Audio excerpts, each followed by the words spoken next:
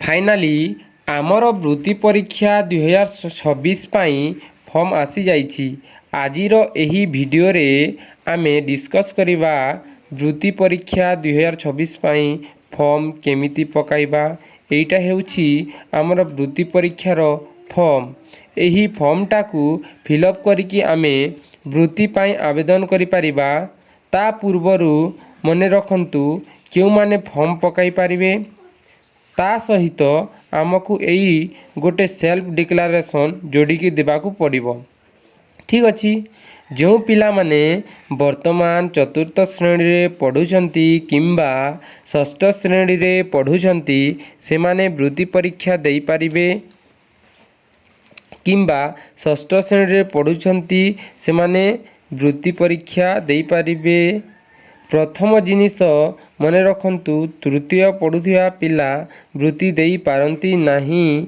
जो पिला माने तृतीय पास करि सारिछंती से माने तृतीय श्रेणी वृत्ति परीक्षा देबे। ठीक सेमिति जो पिला माने पंचम श्रेणी पास करि सारिछंती से माने पंचम श्रेणीर वृत्ति परीक्षा देबे। मने रहिला तो जो पिला माने वर्तमान चतुर्थ श्रेणी रे पढ़ुचंती किंबा षष्ठ श्रेणी रे पढ़ुचंती से माने वृत्ति परीक्षा देबे। प्रथमटा है student securing more than 60% mark in the last annual examination are eligible। जो पिला माने गत वर्ष बोर्ड परीक्षा रे 60% ऊपर को मार्क रखिचंती से माने वृत्ति परीक्षा दे पारिबे। 2 नंबर पॉइंट हैला जो विद्यालय रे 40 जन पर्यंत विद्यार्थी अछंती the following formula will be followed for selected 4 student from 1 school. गोटे स्कूल रू 4 जन पिला परीक्षा दे पारंती। जोठारे 40 जन रोल स्ट्रेंथ अछंती total class having roll strength have to 40। सही क्लास रे जदि 40 जन पिला अछंती केवल 2 जन पिलांकर वृत्ति फॉर्म पकाई हबो फॉर 20 एडिशनल 1 स्टूडेंट। माने मो कहिबा माने जदि तृतीय श्रेणी रे 40 जन पिला अछंती 2 जन फॉर्म पकाई पारिबे अप टू 40। 40 प्लस जदि 60 जन हो गले 3 जन पिला क्लास 3 रु पकाई पारिबे। Maximum from 1 school 4 student. मोट स्कूल मोर गोटे स्कूल रु 4 जन पिला मैक्सिमम पकाई पारिबे अधिक पकाई पारिबे नाही।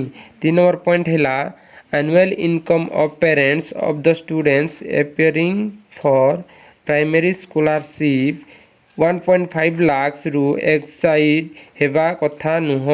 जो पिला भी वृत्ति पकाइब तार पेरेंट्स रो इनकम 1.5 लाख रु अधिक हो नथिबो। आउ लास्ट को कहिछि parents in position of Annapurna Antyodaya मो कुडिया BPL not needs noted to. जो मानकर अन्नपूर्णा अच्छी अंत्योदय अच्छी मो कुडिया अच्छी बीपीएल अच्छी जहार अच्छी से मानंकु इनकम सर्टिफिकेट देबाकू पड़िबो नाही। केवल एमानंकर जेरॉक्स कॉपी देई देले से मानंकर फॉर्म अप्लाई होई जिवो।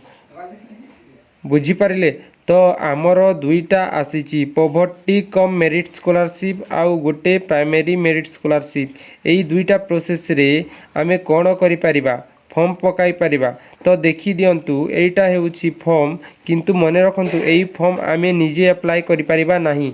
एइटा स्कूल रो हेडमास्टर अप्लाई करिवे। प्रत्येक विद्यालय रो 2 जण टॉप पिलांको जो माने भलो पढुचंती क्लास 3 रो एवं क्लास 5 रो सेमानकु सिलेक्शन करा जाए मेरिट स्कॉलरशिप रे। ठीक सेमिति गोटे मेरिट गोटे पॉवर्टी रे दिया हबो। तो जो स्कूल रे जो पिला माने टॉप करूछंती भलो पढुछंती तांको ना एठी हेडमास्टर लेखिकी फॉर्म सबमिट करिवे। ता सहित आमको एई डिक्लेरेशन फॉर्म एवं आउ रेशन कार्ड रो जेरॉक्स देकी अप्लाई करि देबे। मोटामोटी भावे जणाइबाकू चाहूछि जे जो पिला माने वर्तमान तृतीय श्रेणी पढ़ुछंती से माने पकाई पारिबे नाही। जो माने चतुर्थ श्रेणी पढ़ुछंती से माने पकाई पारिबे। एटा स्कूल रो हेडमास्टर फॉर्म भरी की सबमिट करिवे। किछि भी डाउट हेले कमेंट सेक्शन रे पचारि पारिबे। वीडियो टी को लाइक करि देबे। Thank you.